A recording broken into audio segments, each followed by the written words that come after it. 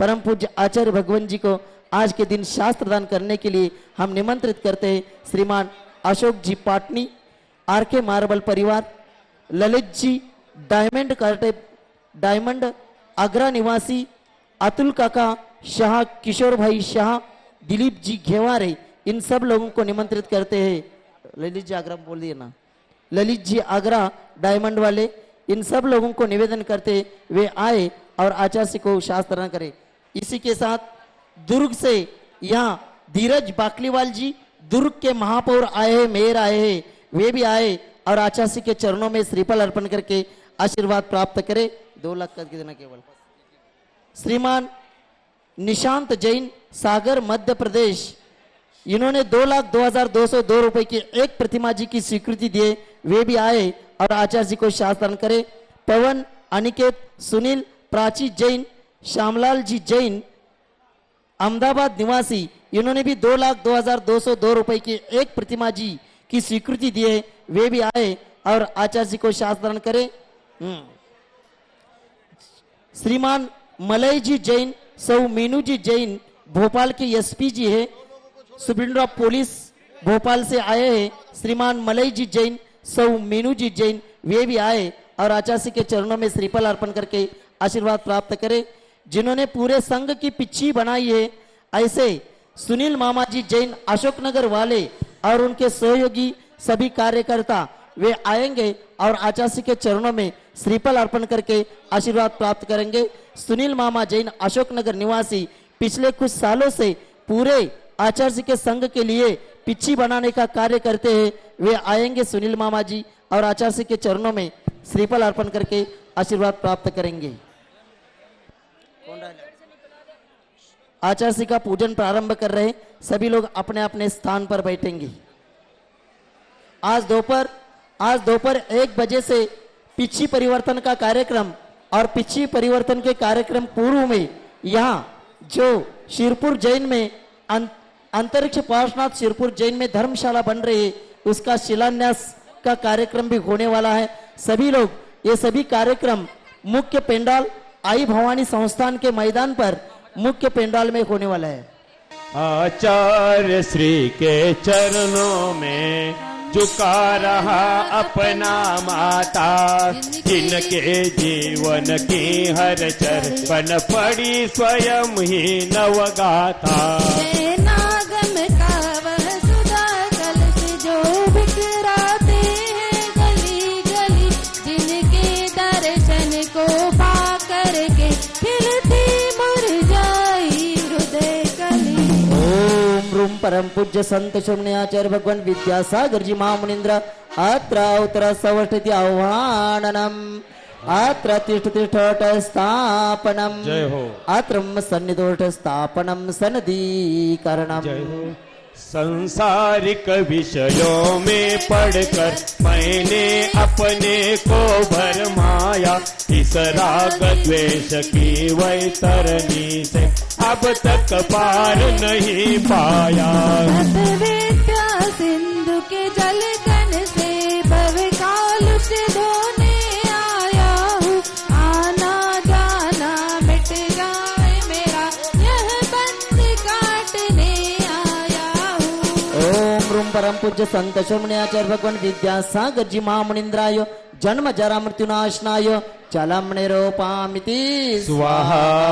क्रोध अनल में जल जल कर अपना सर्वस्व लुटाया है, निज शांत स्वरूप न जान सका, जीवन भर इसे भुलाया है। चंदन सम शीतलता पाने अब शरण तुम्हारी आया हूँ, संसार ताप मिट जाए मेरा चंदन वंदन को लाया हूँ। ओम रूम परम पूज्य संत श्रमणे आचार्य भगवान विद्यासागर जी महामुनीन्द्राय संसार ताप विनाशनाय चंदनम निरूपामिति स्वाहा। जड़ को न मैंने जड़ समझा, नहीं अक्षय निधि को पहचाना, अपने तो केवल सपने थे ब्रह्म और जगत का भरमाया। चरणों में समर्पित अक्षत है, अक्षय पद तुमको मिल जावे, तब ज्ञान अरुण की किरणों से यह हृदय कमल भी खिल जाए।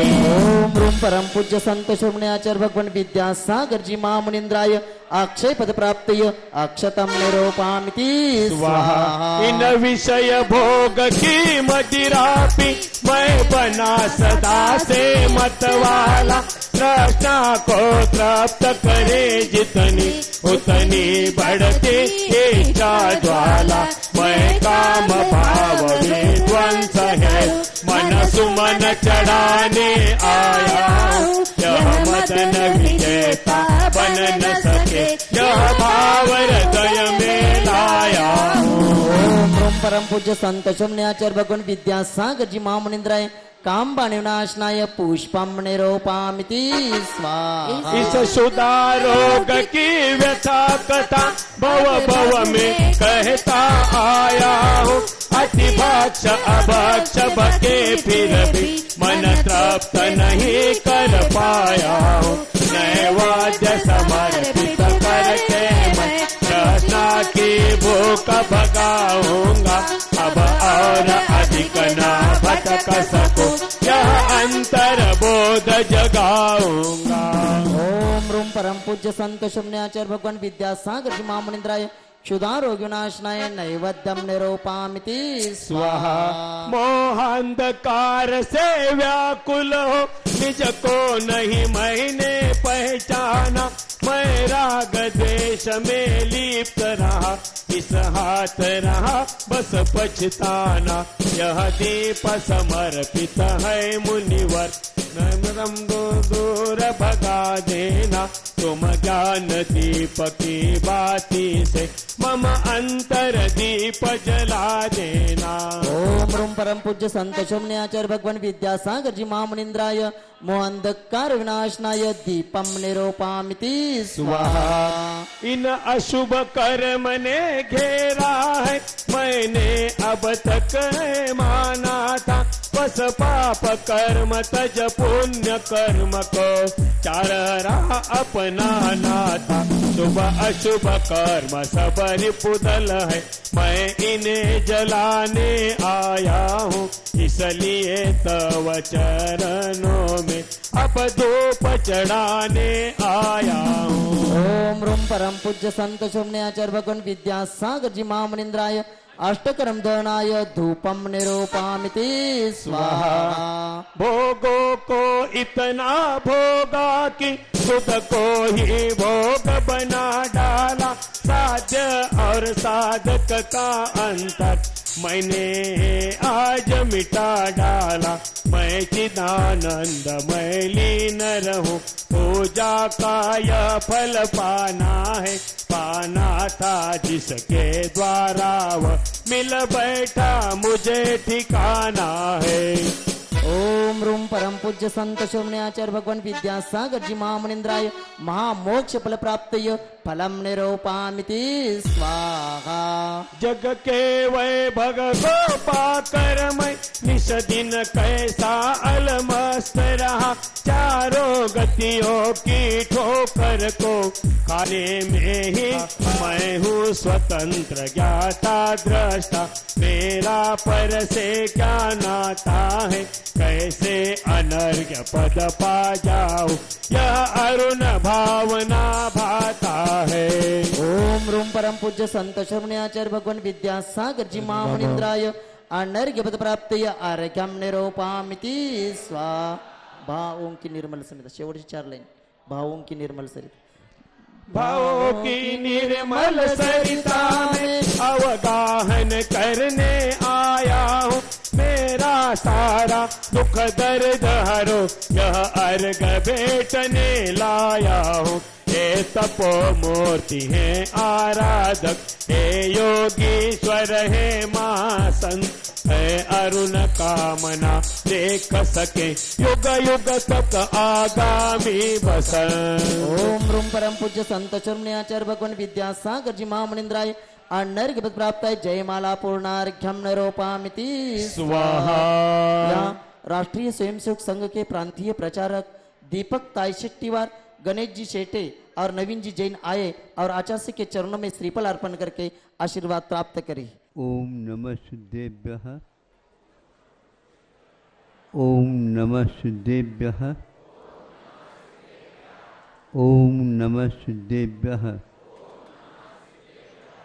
अहिंसा परमो धर्म की। आचार्य गुरुवर श्री कुंद कुंद भगवान की। आचार्य गुरुवर श्री ज्ञान सागर मुनि महाराज की। समय बहुत कम है, आज रविवार भी है। आप लोगों को विशेष रूप से आज कार्यक्रम एक नहीं, दो नहीं, दो तीन मिल सकते हैं।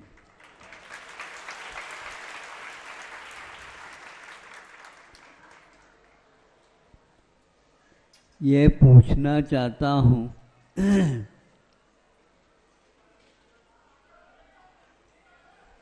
जब बहुत बड़ी पीस को ऊपर ले जाना है तो ये बहुत सारे देवालय बने हुए हैं। बड़ी बड़ी शिखर के ऊपर उसके अंतिम छोर में कलशादिक का आरोहण कराया गया है। इतने ऊंचे तक वे कैसे पहुँचे, ये एक विषय हमारे सामने आ जाता है। उस समय में भी बुद्धि चलती थी और इस समय में भी बुद्धि चलती है। भले ये मालूम नहीं पड़ रहा है कि उसके पास पैर कहाँ है। बुद्धि के पास पैर चाहिए ना। बुद्धि इनकी बहुत अच्छी चलती है, तो मैं देखता हूँ इनके पास पैर कहाँ है। बुद्धि के लिए, चलने के लिए पैर की आवश्यकता नहीं, किंतु हम संकेत देने की अपेक्षा रखते हैं। उस संकेत से कितने गुणित क्रम से काम होता है हम गुणकार नहीं जानते हैं, किंतु इतना अवश्य है गुणित क्रम में निर्धारित संख्या नहीं होती है। वो किसकी कितनी गुणित है ये तो भगवान जानते हैं। फिर भी मान लो बहुत बड़ी पीस को ऊपर पहुंचाते हैं और आप लोग लोड वगैरह जो चलाते हैं ट्रक वगैरह, उसमें जब कभी भी गड़बड़ियां हो जाती हैं तो उस समय उस जैक के माध्यम से आप उसको थोड़े से ऊपर उठा देते हैं और उस जैक को चलाने वाला अपने हाथ से उसको चाबी जैसे देता रहता है।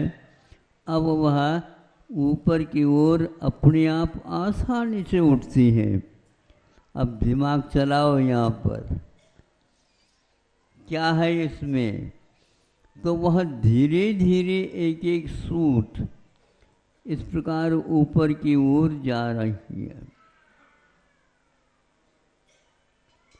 अब ऊपर तक पहुंचने के उपरांत उसको ज़्यादा देर मत टिकाओ वहाँ पर। वो ज़्यादा देर तक वहाँ पर जैक न रहे, क्योंकि उसको यदि गति नहीं देते हैं तो टूटने की संभावना भी रहती है। ये उसका दायित्व है और आपका भी दायित्व है। इसके पास क्षमता है, ऐसी क्षमता नहीं है। आप जल्दी जल्दी उसको अब कहते नहीं, अब ऊपर मत जाओ, थोड़े से और काम है इसमें। हमने इसको भी एक बार टेस्ट कर लिया। अब नीचे बटन दबा दिया, अब नीचे की ओर आने लगा वो। मैं ये पूछना चाहता हूँ चढ़ते समय तो कम से कम ज़्यादा शक्ति लगानी होती होगी, नीचे उतरने में शक्ति क्या लगेगी? उतनी ही शक्ति नीचे उतरते समय में भी लगती है, और गति में कोई भी फर्क नहीं आती। इसको बोलते हैं दिमाग चलाना। और आप हाथ पैर तो चलाते हो, लेकिन आपकी दिमाग नहीं चलती है, इसलिए हमें ऐसा लगता है कि मनुष्य का आकार तो मिल गया, लेकिन मनुष्य का एक प्रकार से आचरण अभी नहीं हो रहा है। इसलिए मोक्ष मार्ग में दिमाग चलाना होता है और ज़्यादा नहीं। लेकिन ज़्यादा यदि मान लो दिमाग चलने लग जाता है, उसको बटन दबाने की भी आवश्यकता होती है। अब हमें बताओ, हाथ अपने आप तो ताली नहीं बजा सकते, किसने कहा है ताली बजाओ? इसका अर्थ यह है प्रसंग के अनुसार आप विषय को समझ रहे हैं, इसलिए आपने हाथों को संकेत दे दिया। वो संकेत देने वाला कौन है?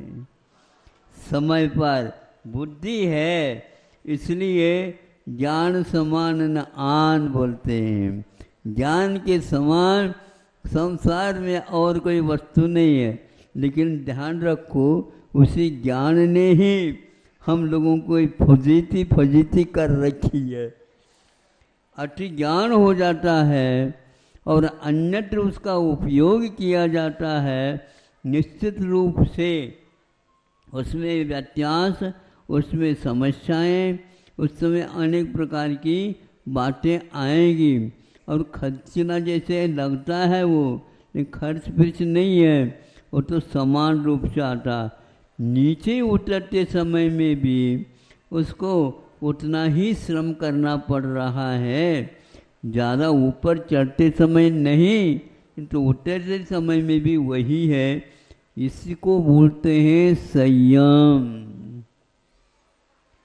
चढ़ते समय ही चाहिए ऐसा नहीं, उतरते समय में भी वही चाल, वही गति और वही श्रम होता है। इसलिए मोक्ष मार्ग में श्रम समान ही रहता है। ज़्यादा करने से फिर चर्या में अनेक प्रकार के व्यवधान आ सकते हैं। आज यदि आप लोगों को कुछ देखना है, समझना है और सोचना है, फिर बाद में निर्णय लेना है। आप लोग बहुत कुछ चल चुके हो, अब उतरना है या आगे ऊपर चढ़ना है, ये बताना है आप लोगों को। हाँ, अब ध्यान रखो, दुनिया में बहुत सारी चीज़ें होती हैं और वह ऊपर नीचे होती है, किंतु आयु कर्म एक ऐसा है जो एक बार निकल चुका हमारी है।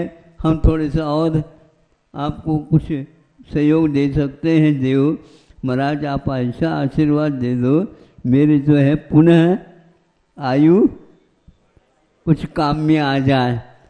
अभी क्या सोए थे आप? बोलो, आपका जीवन था, आपका सब कुछ था, किंतु वह विचार की घड़ियाँ होते हुए भी उस समय हम विचार नहीं कर पाए। करते तो हैं, लेकिन विपरीत दशा की ओर करते हैं। परिणाम स्वरूप संयम नहीं होने के कारण वह दुखित हो जाता है। आचार्यों ने ये कहा, यहाँ पर दुखित होने की बात ही नहीं है। संयम जहाँ आता है वहाँ पर सुख का साधन होने के कारण दुख तो बहुत पीछे रह गया, जो अज्ञान की परिणति मानी जाती है। इसलिए आप लोग ज्ञान का सदुपयोग करिए। एक तो ज्ञान पंचेंद्रिय संबंधी होता है और एक मानसिक ज्ञान अथवा आत्मिक ज्ञान होता है। वह एक प्रकार से मोक्ष मार्ग में बहुत बड़ा काम करता है। दूसरा एक उदाहरण दे करके आपको यह समझाऊंगा कि यह क्रेन अथवा जैक जो है इसमें फिर भी आवाज़ होते रहते हैं, तट तट तट तट, इस प्रकार वहाँ पर आवाज़ होती रहती है, क्योंकि उसके लिए नट और बोल्ट और स्क्रू हैं, उसके ऊपर भार पड़ने के कारण ऐसी आवाज़ आती है। अब हम आपसे पूछना चाहते हैं, और कुछ साधन सामग्री उसमें जोड़ दी गई है। अब हम पूछना चाहते हैं घड़ी को, जैसे क्रेन है वैसे ये है, लेकिन वह यहाँ और आगे का काम बता रहा है। क्या बता रहा है? वह घंटा 6 के ऊपर है, मान लो वह कांटा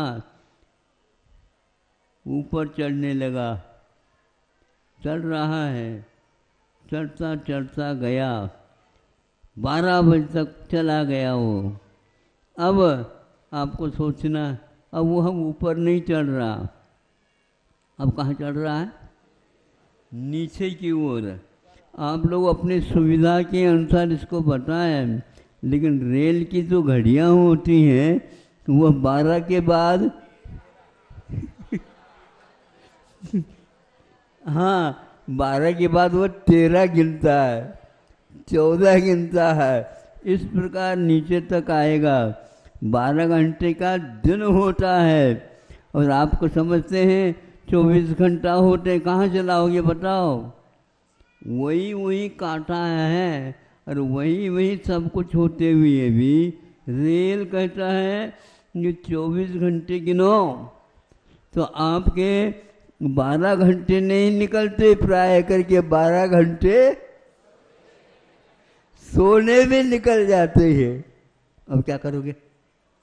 अनिवार्य है सोना नहीं, वहाँ पर भी आप विश्राम करते हुए दिमाग से काम ले सकते हो, और उसको काम करना पड़ेगा, और कर्म की निर्जरा होती है। इस प्रकार भले ही वह शयन कर रहा है, किंतु फिर भी समता रखने के कारण निश्चय उसने संकल्प लिया है, उसमें किसी प्रकार की तब्दीली नहीं होती है। यही एकमात्र अभी घड़ी को पूछते हैं, नीचे की ओर आ जाए, वह ऊपर चढ़ता उस समय भी कोई आवाज़ नहीं करता, और नीचे आता उस समय भी तो उसको भार नहीं पड़ता है। संयम में भार नहीं पड़ता, किंतु वह एक नियंत्रण रेखा के अनुसार चलता रहता है, चाहे उतार हो। अरे भैया जीवन का तो चढ़ाव है, नहीं समझे, समय की तकाजा है। बच्चे नहीं मानते हैं, ना तो वृद्ध मानते हैं क्या? जिस समय वो भी बच्चे थे वो भी दादा को यही जवाब देते थे, हमारे तो अभी खाने पीने के दिन हैं, इसलिए रात दिन खाओ। हाँ नहीं, रात दिन खाने से कुछ काम नहीं चलता। उसी प्रकार मान लो चाबी देनी पड़ती है घड़ी में, उसमें चाहे दिन हो चाहे रात हो, चाबी तो उतनी ही देनी पड़ती है। ये उसका संयम है, और आप लोग संयम को छोड़ करके हम देख लेंगे, महाराज जी से प्रायश्चित ले लेंगे, जमा हो आप तो। अब आपसे बच्चे क्या लाभ लेंगे बताओ? एक ही पंगत में बैठे हैं, इसलिए सोच विचार करो, जो आप कर गए हैं वही उनको भी करना है, लेकिन आप में अब अनुभव जुड़ गया 50 वर्ष का, इसलिए उसको आप बुद्धि के माध्यम से निर्णय लेते हैं। ये तो एकमात्र चक्कर है, तेली का बैल की भांति है। तेली एक देखो, तेली और बैल और वहाँ क्या कोलू, उसको दक्षिण में बोलते हैं कोलू। अरे कहाँ, हाँ कोलू बोलते हैं। और कोलू का बैल होता है और उसको नहीं समझे, वह माइंड पर कोई सोच न ले, इसलिए आंखन बांधी पाटी। गुरु जी इसको बहुत अच्छे ढंग से प्रस्तुत करते थे। अब आंख में बांध दिया, 12 बज गया या शाम तक, वैसे ही बीच बीच में उसको कुछ नाश्ता वगैरह देते रहें, काम लेते रहें। वो सोचता है हाँ खोल दिया, अब कम से कम 12 घंटे चल गया हूँ, सफ़र तो काफ़ी हो गई है, देख तो लो। वो कहता अरे कि ये क्या है, इतना मैं चल चुका हूँ, मंजिल तो मिलने वाली है। बोलो क्यों? क्योंकि यहाँ जानबूझकर आंकन बांधी पाठी। बच्चों से खेल में आंख मिचौनी, तो खेल खेलते हैं और खेलने में आनंद लेते हैं। अज्ञान के कारण ऐसा होता। यह घड़ी में किसी भी प्रकार से संयम का असंतुलन नहीं होता है, और ऊपर की ओर चली जाए नीचे की ओर चली जाए, उसका भार समान रहता है। सब लोग अपने अपने घड़ी तो बांध रखी है, लेकिन घड़ी के द्वारा आप बंध गए क्या? घड़ी को बांध रखी है बताओ? घड़ी के द्वारा आप बंधे हुए हो। इसलिए कोलू का तेली का बैल की भांति न बनो, नहीं तो आपका जीवन अब अंत में कहेंगे कहाँ है, वहीं के वहीं हैं। क्यों? बच्चे भी खा रहे हैं, आप भी खा रहे हैं, बच्चे भी सो रहे हैं, आप भी सो रहे हैं, बच्चे भी कुछ काम कर रहे हैं, आप भी वही काम कर रहे हैं। अब हमें रवाना होने का समय हो गया है, इसलिए सोचो। अब क्या सोच रहे हैं महाराज? जो दंड मिलेगा उसको तो हमें स्वीकार ही करना पड़ेगा, क्योंकि हमने ही किया है सब कुछ काम। हम दूसरे के निमित्त से भले करते हैं, लेकिन अपना ही काम करते हैं। यह संयम में हमें बोध हो जाता है। गुरुओं की कृपा रही है। समय आपका हो गया है। अगले कार्यक्रम आप लोगों को अवगत होते रहेंगे। अब इतना ध्यान रखना कि आज 2 कार्यक्रम समय पर होंगे ही, लेकिन हमारा चातुर्मास समाप्त हो गया है। हाँ, और कई लोग रविवार है, अब के बाद रविवार काम होता है पता? कई लोग सोच रहे होंगे हमारे ओर कोई और नहीं है और छोर नहीं है, जिनका पुण्य का उदय होगा